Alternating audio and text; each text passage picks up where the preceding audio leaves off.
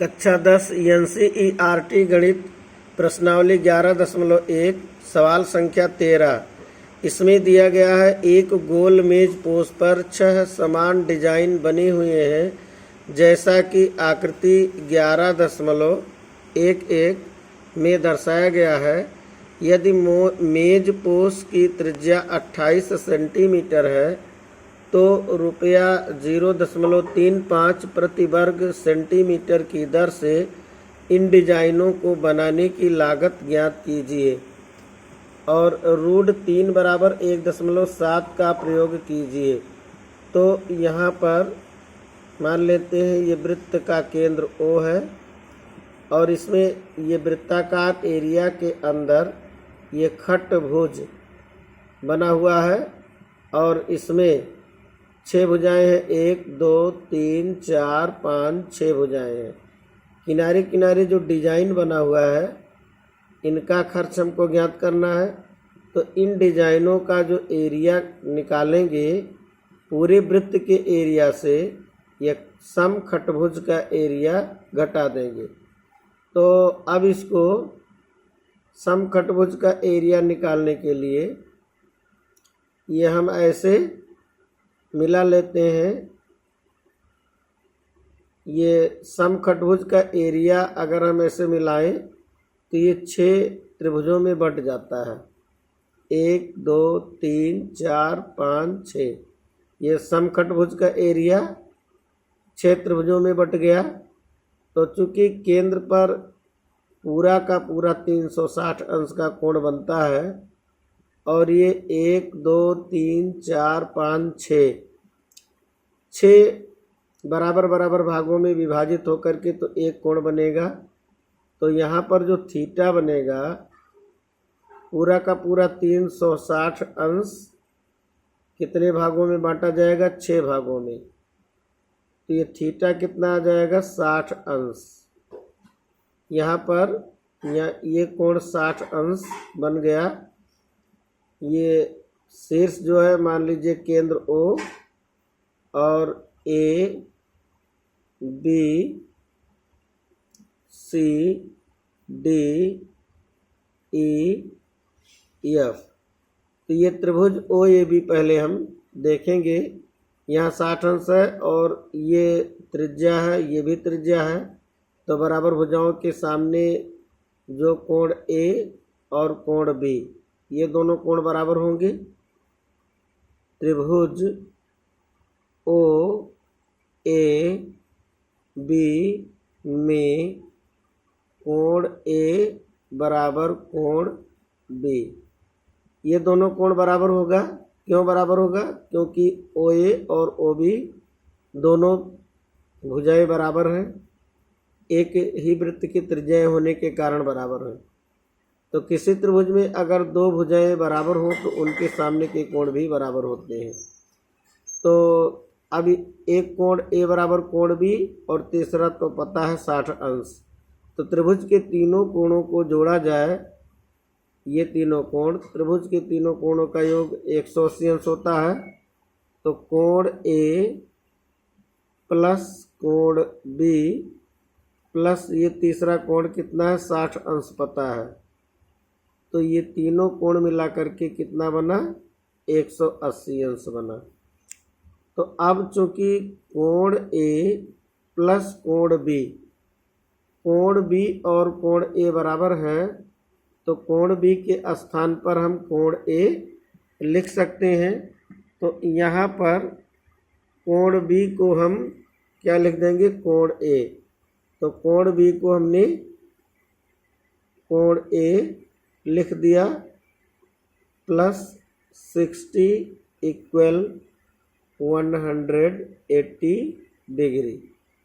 कोण A कितना बनेगा, 2 कोण A बराबर ये 60 उस पक्ष में ले जाएंगे, घट जाएगा, माइनस में होगा।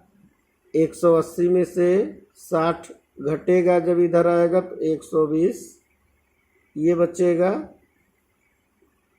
अब जो है 2 बटे में जाएगा तो कोण A बराबर आएगा 120 का बटा 2 यानी कि 60 डिग्री। तो अब चूंकि कोण ए का मान 60 डिग्री आया तो कोण बी कोण ए के बराबर है, इसलिए कोण बी इसका मान भी 60 डिग्री हो जाएगा। तो अब हम देखते हैं कोण ए 60 अंश, कोण बी 60 अंश, कोण ओ 60 अंश। इसलिए त्रिभुज ओ ए बी कैसा त्रिभुज है? यदि किसी त्रिभुज के तीनों कोण 60 अंश 60 अंश 60 अंश हो जाते हैं तो समबाहु त्रिभुज होता है। यानी कि कैसा त्रिभुज बनेगा?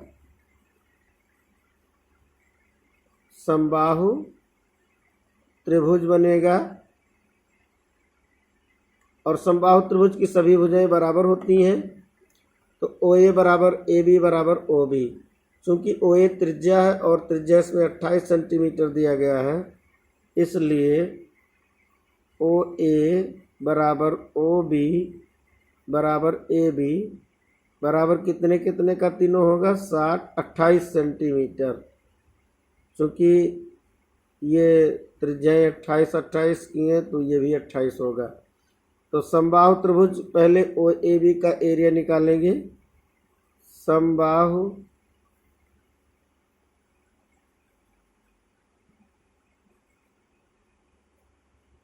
त्रिभुज ओ ए बी का क्षेत्रफल कैसे निकालेंगे? समबाहु त्रिभुज का क्षेत्रफल बराबर होता है √3/4 गुणे भुजा का वर्ग, ये होता है। तो अब ये हो जाएगा √3/4 गुणे भुजा इसका कितना है? 28। ये समबाहु त्रिभुज ओ ए बी का भुजा ये 28 28 28। तो भुजा का वर्ग यानी 28 का वर्ग मतलब 28 गुणे 28। तो 4 सते 28। तो √3 का मान इसमें इन्होंने कहा 1.7 का प्रयोग करिए। 1.7 गुणे 7 गुणे 28। तो अब ये कितना हो जाएगा? 1.7 गुणे 7 8 56 हासिल 5 आएगा इसमें। 7 दूनी 14 5 19। अब जब गुणा होगा 17 छक्का 102 हासिल 10। 17 9 153 और 10 हासिल जोड़ेंगे 163। 163 के 3 लिख देंगे और 16 शेष बचेगा। 17 9 153 और 10 हासिल बना था 63 163 और हासिल 16 बनेगा। तो 17 करने 17 और 16 जोड़ेंगे तो कितना होगा? 17 और 16 33। 17 और 16 कितना होगा? 33। अब इसमें एक अंक बाद दशमलव लगा देंगे। अब क्या करेंगे कि पूरे समखटभुज का क्षेत्रफल निकालेंगे।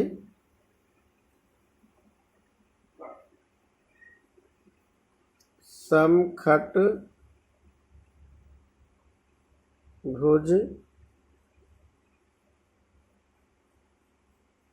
का क्षेत्रफल। अब चूंकि ये बराबर बराबर 6 त्रिभुजों में है तो ओ ए बी के क्षेत्रफल में 6 का गुणा कर देंगे तो पूरा समखटभुज का एरिया आएगा बराबर 6 गुणे जो समखटभुज का यानी कि त्रिभुज ओ ए बी का क्षेत्रफल। त्रिभुज ओ ए बी का क्षेत्रफल बराबर 6 गुणे त्रिभुज ओ ए बी का क्षेत्रफल आया है 333.2। अब ये कितना हो जाएगा? 6 दूनी 12, 6 त्रिक 18 1 19, 6 दूनी 12, 6 त्रिक 18 1 19, 9 हासिल 1, 6 त्रिक 18 1 19, फिर यहाँ से ले क्षेत्र 18 1 19, यहाँ पे दशमलव, इतना वर्ग सेंटीमीटर आ गया। तो डिजाइन वाला जो एरिया निकालना है, पूरे वृत्त के एरिया से समखटभुज का एरिया घटाया जाएगा, घटा देंगे, तो ये मेज पोस्ट के जो डिजाइन का एरिया है वो आ जाएगा। तो डिजाइन का क्षेत्रफल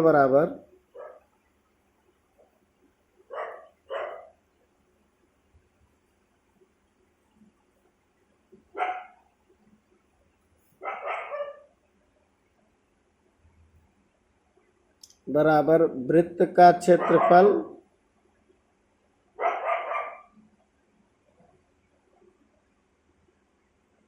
माइनस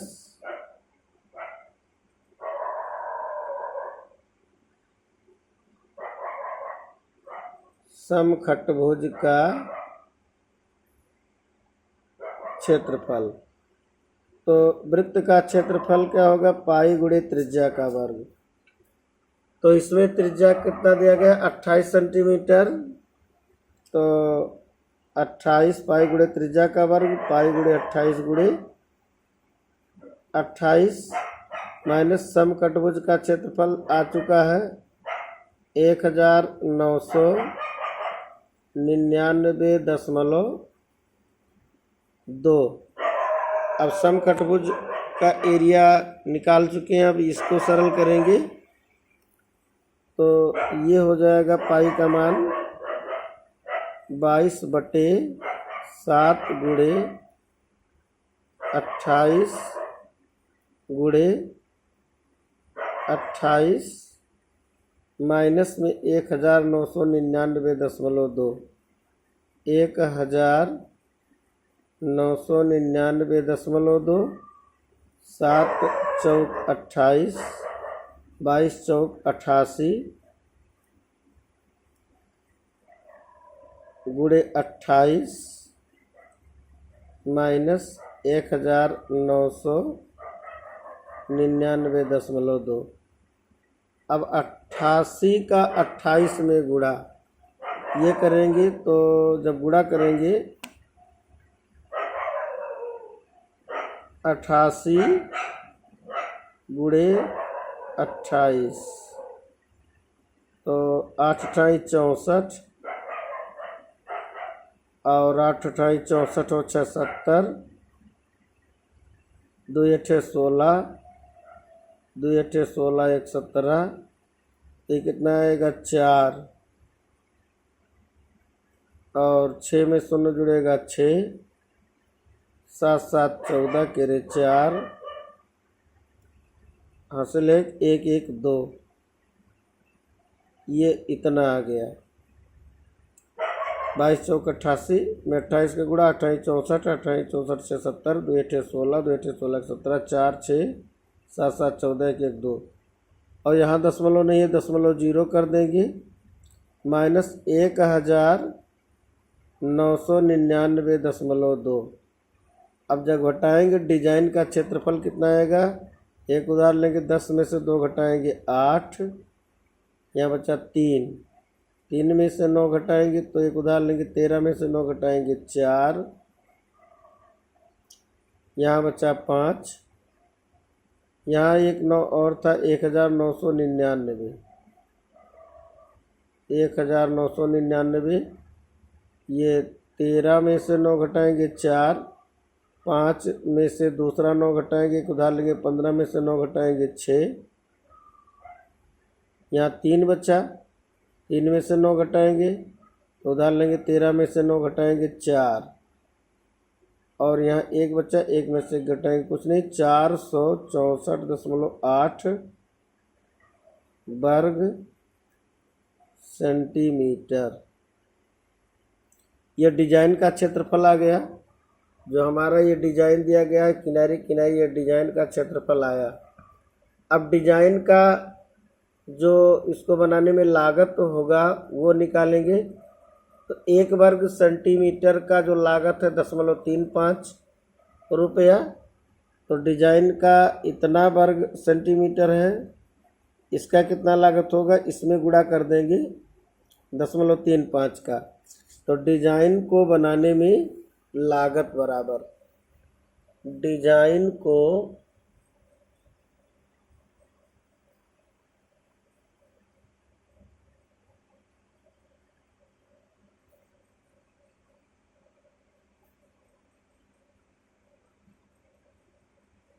बनाने में लागत। तो चूंकि 1 वर्ग सेंटीमीटर का 0.35 है और डिजाइन का पूरा एरिया कितना आया है 464.8, तो पूरा एरिया कितना है 464.8 में कितने का गुणा 0.35 का गुणा, तो पूरा लागत कितना खर्चा आएगा वो पता चल जाएगा। अब गुणा करेंगे 5 से पूरे में, 5 अठे 40, 5 चौक 20 और 4 24 हासिल 2, फिर 5 छक 30 और 2 32 हासिल 3, 5 चौक 20 और हासिल 3 23। अब 3 का गुणा, 3 अठे 24, फिर 3 चौक 12 और 2 14, फिर 3 अठे 24, फिर 4 और 3 चौक 12 और 2 14 हासिल 1, 3 छक 18 और 1 19, फिर हासिल 1, 3 चौक 12 और 1 13।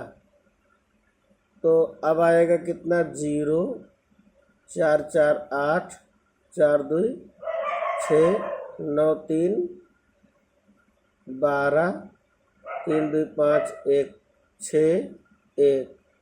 यहाँ पर 2 अंक और 1 दशमलव बाद 1 2 1 3 अंक बाद दशमलव लगा देंगे तो कितना रुपया आया, ये हमारा आंसर बनेगा। लागत निकल आया 162.68 रुपया, ये हमारा उत्तर हो गया। एक बार प्रश्न को पुनः देख लेते हैं, पूरे प्रश्न को ऐसे देख लेते हैं, इसको उतार लेंगे आप लोग।